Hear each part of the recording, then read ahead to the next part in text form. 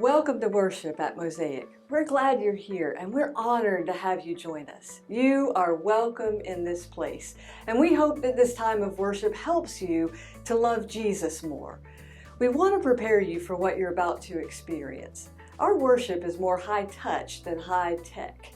As a missional community, ours is an embodied faith. So we spend our energy loving kids with disabilities and loving people in recovery and folks working toward their GED and all kinds of people ready to move forward with their lives. So when our people gather to worship, we look a lot like a mosaic, and that may be hard to catch on a screen. So we wanted to let you know up front who we are so you'll be better able to appreciate what you experience here. There's a lot that happens among us as a community that doesn't show up on camera.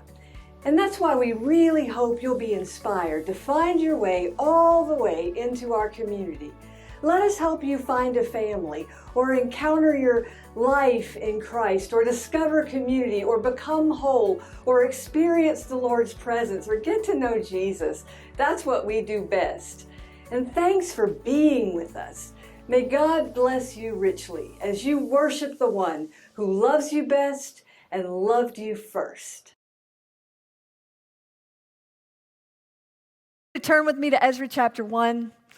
This is where we'll be. To find Ezra, you have to go to the beginning of Psalms. If you open your Bible to about the middle, you'll find the Psalms. Then flip back from Job through Esther, through Nehemiah, and you'll get to Ezra. We're going to be in the first chapter again. We've chosen to study Ezra this summer, and I am stunned at how relevant this story is for us right now. And so I want to title today's message, Counted and Settled. Counted and settled. So if you get to the first, the best way to engage the message is with your Bible, something to write on. And if you want, you can write at the top of chapter 2, Counted and Settled. Make that your heading for that chapter. Last week, we looked at just the first 4 verses of the whole book of Ezra, and we got ourselves grounded in the plot line. Ezra starts in the middle of a story that's already in progress. It assumes we know things like that Nebuchadnezzar destroyed Jerusalem, and he burned the temple, and he stole all the valuables off the altar. Remember that. And then he sent the Israelites into exile in Babylon, where they have been now for 70 years. 70 years later, Cyrus is now the king of Persia as we begin this book, and he's decided to invite the people of Israel back to their homeland to rebuild the temple to their God.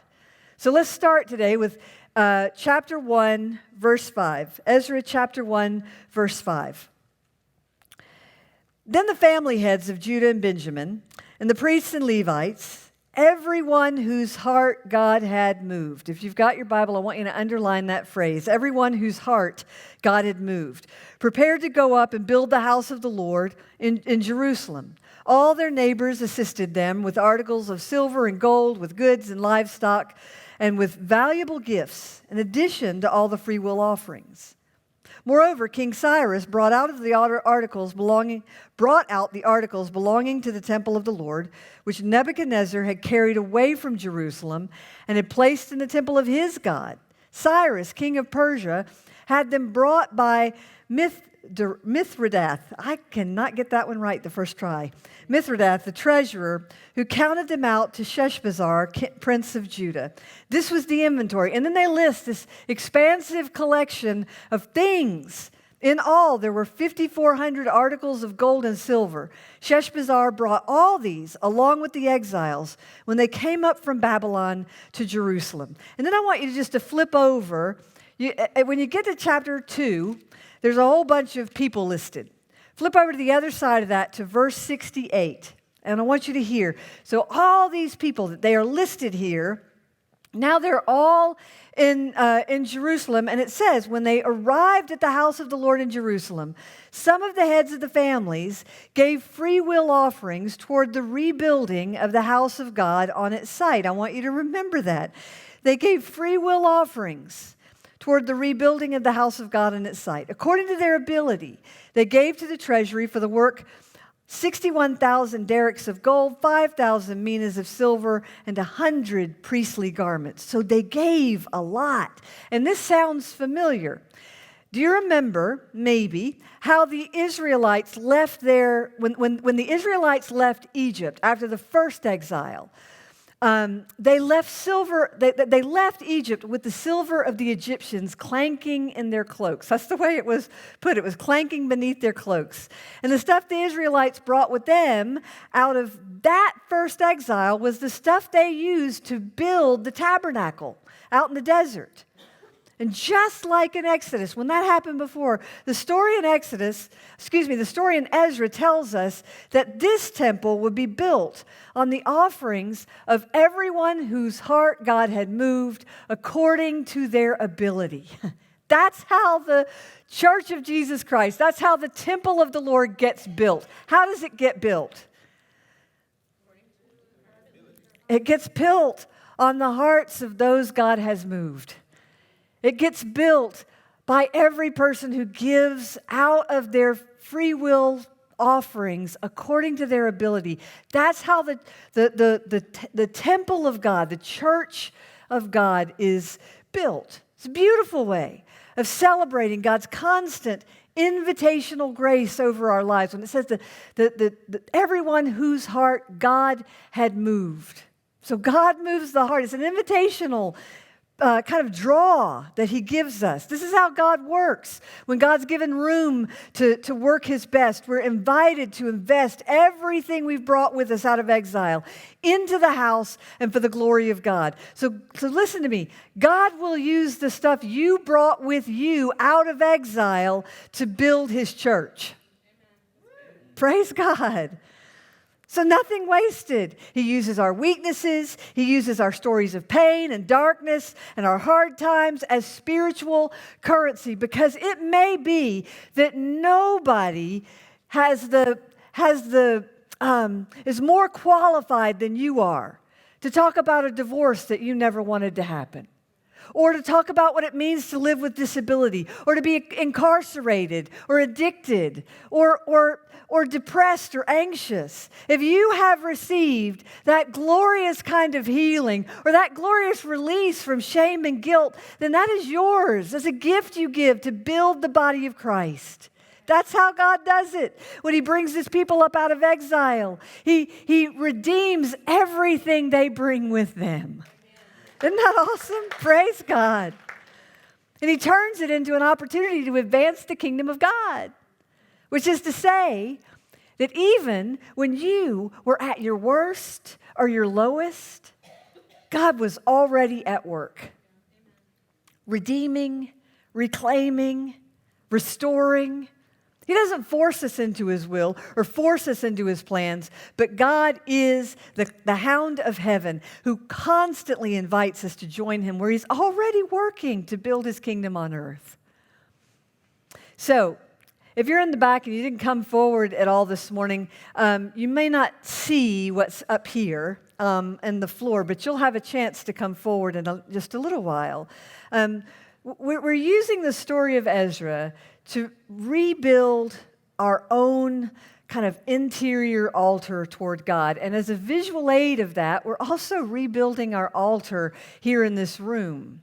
So our altar table was a free will offering. It was made by Mark Freitag.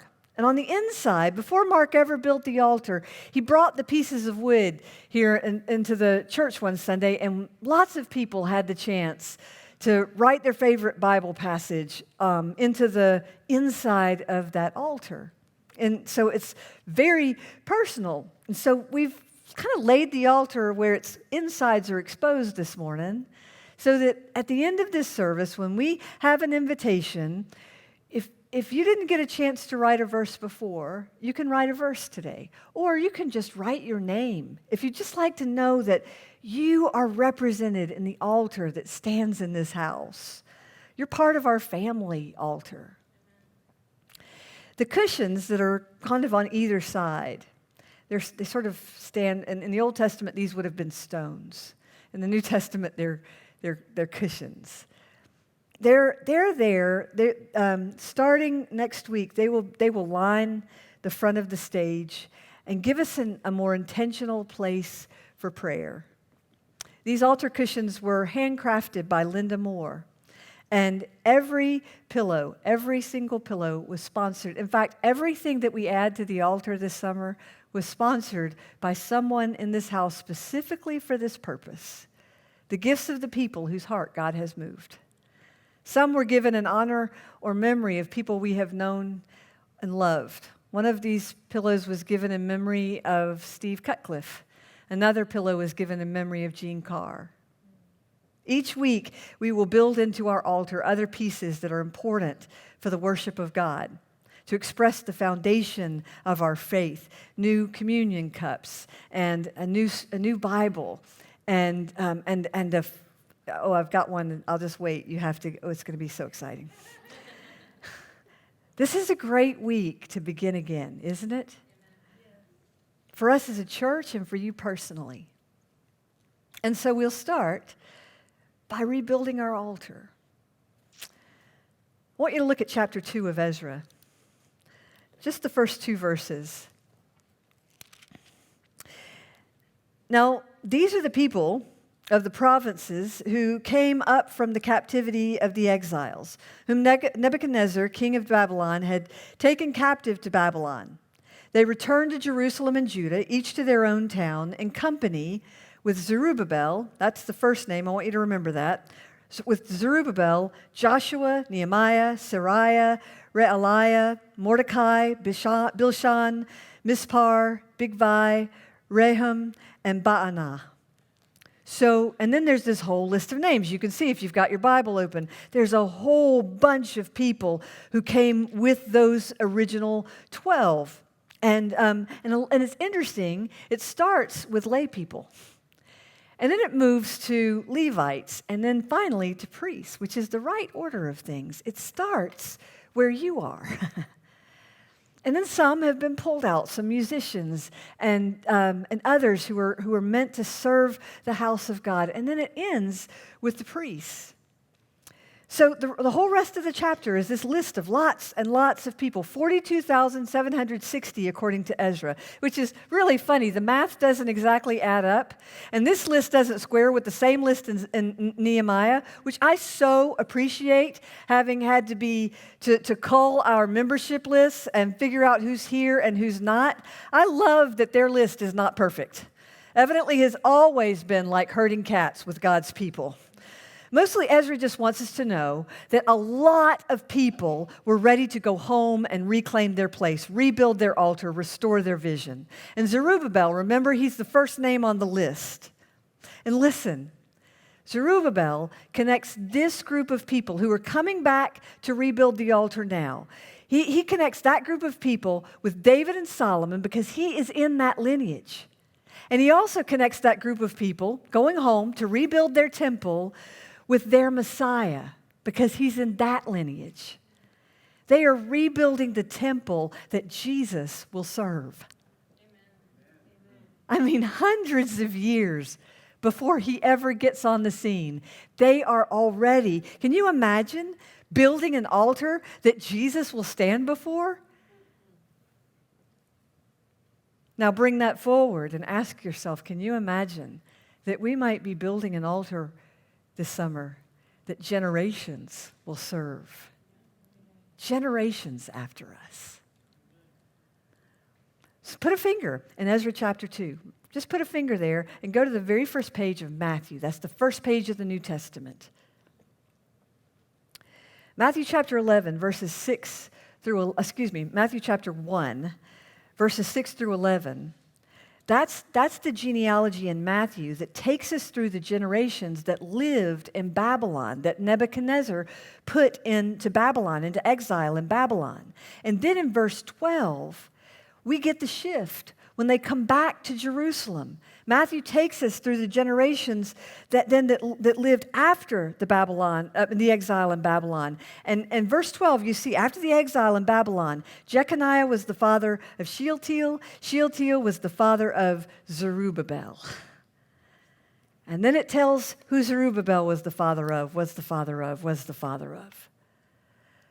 So this is the same Zerubbabel who led the Israelites back to Jerusalem to rebuild, whose story connected the people of Israel to the house and lineage of David and to the body of Christ.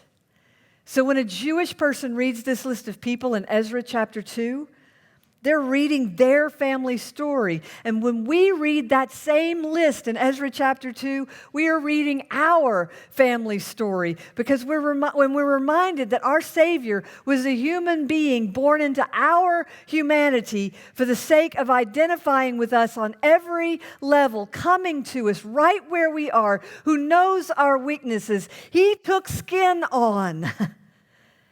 So he could understand what it means to be tempted the way we've been tempted, who comes from a long line of people who have known exile and redemption. Every lineage and list in the Bible reminds us that the story of God is written on the lives of its people. Real people who built the temple hundreds of years before their Messiah would show up to stand in it and point their descendants to the kingdom of God. So now it's your turn. You are in that same spiritual line. You've been grafted in. Your part is to carry our story forward. Our spiritual threads run through generations of people who found Jesus and who eventually went out to serve him in the world. And now our faith is intertwined with theirs and with the folks sitting around you right now who also believe, and with those who will come next.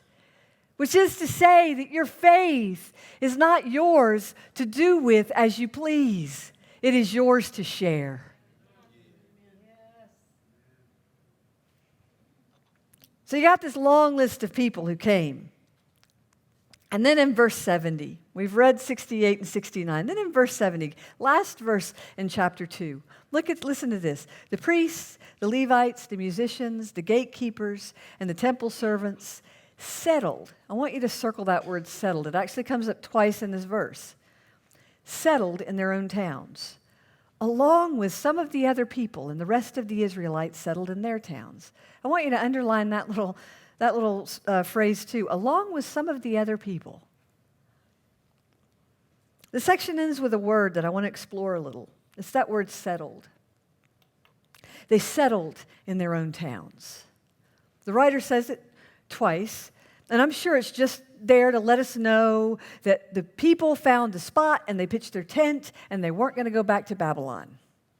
But when I read this, when I read this paragraph a few weeks ago, I got to tell you that word just kind of jumped off the page at me. That word settled, and I think something's there for us. I think it's prophetic, so I want to go digging around the word a little bit.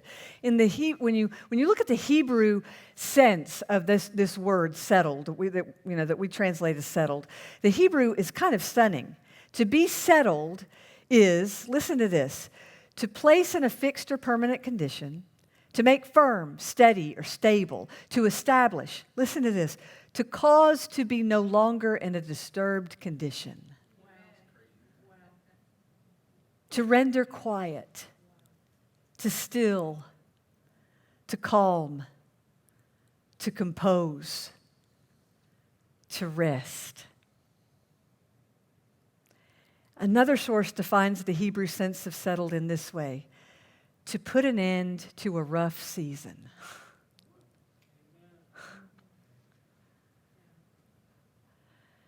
So settling in the Hebrew sense of it is not settling for plan B or second best. It's learning how to bloom where you're planted. I'm remembering another place where this shows up. Settle, this word settle, it's in Jeremiah chapter 29. I mean, like my brain immediately went there to Jeremiah 29. The famous passage in Jeremiah 29 is Jeremiah 29:11. Who can say it? Can anybody in here say it? Yeah, that's it. Thank you. I know the plans I have for you, says the Lord. Plans to prosper you and not to harm you. Plans to give you a future with hope. We all know that line because we want it to be true of us personally. Who doesn't want to know that God has a plan for me? That God isn't here to harm me, or even when I'm struggling, to know that He's doing something in my life, even if I can't see it. He has a future with a hope. This is not my last good day. Who doesn't want to know when there's nothing but clouds out the window that I can still fly by the panel and the voice and the control tower, and that there is a hope. It's going to be okay. Who doesn't want to know it's all going to be okay? Of course, that's why. That's why we have T-shirts and mugs and painted wood wall hangings with that verse on them, because we all want to believe that God is saying this directly to us. And of course, God does have good plans for us.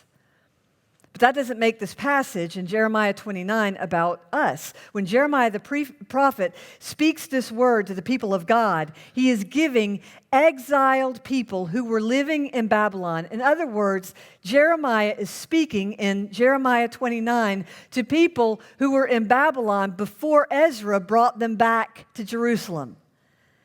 He is speaking to Ezra, exiled people living in Babylon, the same people whose names we know, who are listed here in Ezra chapter 2, who still had decades to go before they would finally be standing again in Jerusalem. He is giving those people hope enough to wait for Cyrus to become king and for a pagan king to make them an unlikely offer to go home, take your stuff with you, rebuild your altar. We want to ignore that little detail about having to wait to get to God's good plan. Plans to prosper you, a hope and a future. Absolutely, it's possible, but it does not arrive, poof, out of thin air. To get there, we have to go through Jeremiah 29, verses 4 through 7. First, where God says to the exiles, while they're still in Babylon, this is what the Lord Almighty, the God of Israel, says to all those I carried into exile from Jerusalem to Babylon. Build houses and settle down. Plant gardens and eat what they produce. Marry and have sons and daughters. Find wives for your sons and give your daughters in marriage, so they too may have sons and daughters. Increase in number there. Do not decrease. Also, seek the peace and prosperity of the city to which I've carried you into exile. Pray to the Lord for it, because if it prospers, you too will prosper. That is a compelling vision for people still in exile. Build. Plant, marry, increase, seek peace, settle down. In other words, bloom where you're planted, bear fruit from the seeds that have been sown into your life, through your family, through your circumstances, through your own spiritual formation. Use everything that has been sown in you to build, settle, plant, increase, trusting that, yes, God does have a plan for your life, a plan to redeem all that you bring with you, that God will redeem all of it when you come back to the altar. Learning how to settle in exile. Learn how to settle in exile so that when you go home, you have already mastered that art. Learn how to settle in exile so that when you go home, you've already mastered the art. Paul says it to the Philippians in his letter to them. I have learned the secret of being content in any and every situation. I have learned how to settle down. Whether well-fed or hungry, whether living in plenty or in want, whether in exile or back home, I can do all this through Him who gives me strength. And the prophetic word I believe God has for us this morning is that one little word in Ezra, settle. It's an invitation not to settle for second best, but to settle our spirits, to settle into the work of being the church. We've had enough upheaval. We've had enough questions. We've had enough debate. We've had enough. And now, thanks be to God, we have been given an unlikely invitation to settle down, to look toward our future, to invest in that future, and to do it with hope, to rebuild, to restore. build, settle, increase, seek peace. Settle down. Find our mission together. If we do this, if we will bloom where we're planted, if we will allow ourselves to a future-focused vision, if we will develop a vision for what can be and invest ourselves in the mission of God, we will flourish. Come on, y'all. We will bring out the best in each other, and we will catch a glimpse of what God sees. I want you to look at chapter 2, verse 70 one more time. The priests, the Levites, the musicians, the gatekeepers, and the temple servants settled in their own towns, along with some of the other people. Along with some of the other people. And the rest of the Israelites. They all settled into their towns. There's another phrase, that other phrase in that scene. I don't want to miss it. It gets me. Along with some of the other people and the rest of the Israelites. Do you hear it? I mean, there's the official list, but then there are these other people, the ones we've been given to settle with. That's the messy part of community. We don't get to settle in a vacuum. We settle with people who belong to our tribe and people who don't. We settle with people we like and people we don't like. Don't make eye contact with anybody right now. We settle with people who agree with us and people who don't. This kind of settling, biblical settling, is not about compromise. Hear that. Biblical settling is not unholy compromise. It is a trust. It is a choice to trust God in any circumstance. So find your internal rest right here, right now, in the place you've been planted. I've learned how to be content in any circumstance, Paul said. Because it's only when we've learned how to settle that we can minister to others in the same way that the Prince of Peace ministers to us. Somebody somewhere taught me this about shepherds and sheep. On a big farm with lots of sheep, it's just going to happen that some of the ewes, the girl sheep, will die in childbirth. It just happens. And some of the little lambs will die when they're born. So you'd think you could just place the orphaned lambs with the mothers who have lost babies, but it's not that simple. A new mother will recognize the scent of a lamb that isn't hers, and she will reject it. She won't take care of it.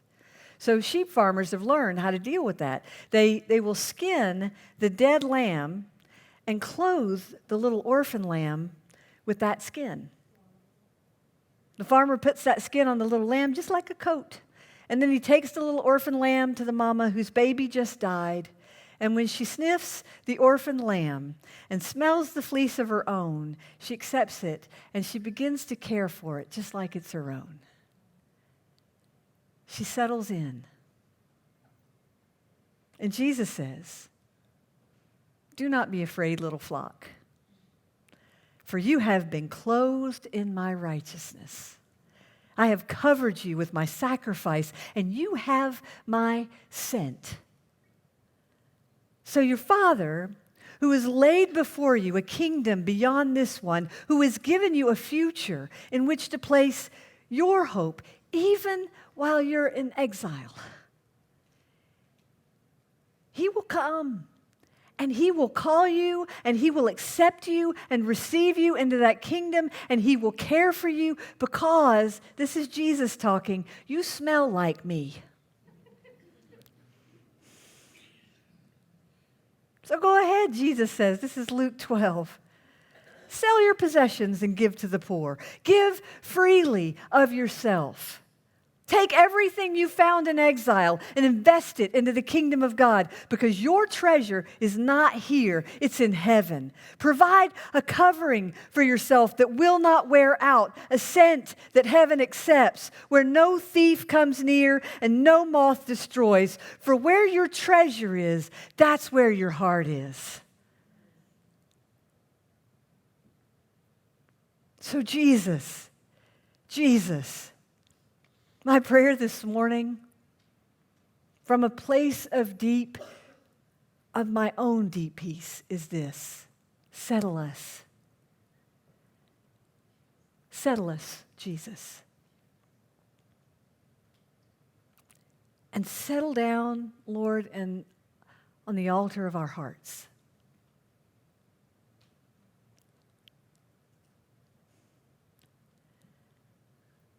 As I'm praying this prayer, I just see almost like those Russian nestled dolls. My spirit settles, and Jesus settles in me, and I settle into the work of ministry.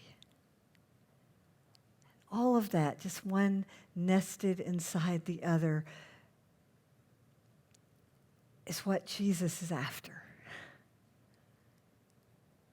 Build your altar, Lord, in me, and build it in this church. Clothe me in your righteousness and clothe us in your righteousness, Jesus. And I pray over this altar, Lord,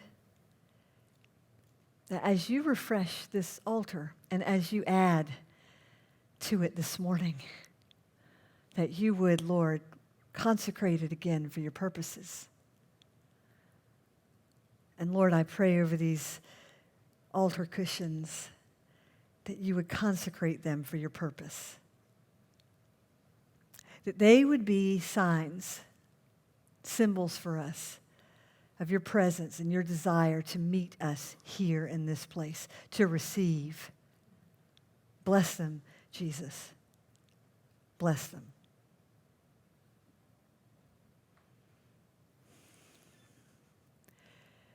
So I want to ask you to stand now. We're going to worship God together. And here's the invitation, and I want to invite you to be bold and courageous this morning. The invitation, for those of you who weren't here a few years ago when this altar was built, is to come and add your name or add a verse to this altar. There's some pens down here. Just don't crawl up in it. I don't know how much it's going to take in terms of people inside of it, but get close enough to be able to write into this altar your verse, your prayer, your name, whatever helps you to feel like you are part of us. And then I also want to invite you, if you're in a place this morning where you would like to receive, these altar cushions are here for you. Next week they'll be all lined up and it'll be neat, but for today they're here. Like in the Old Testament, when they were building an altar, they would take stones and pile them on top of each other. So that's sort of what these are like today, but you have the chance to just take one, take it someplace, kneel on it, and receive from the Lord today. Settle your spirit here. Begin to build your own personal altar.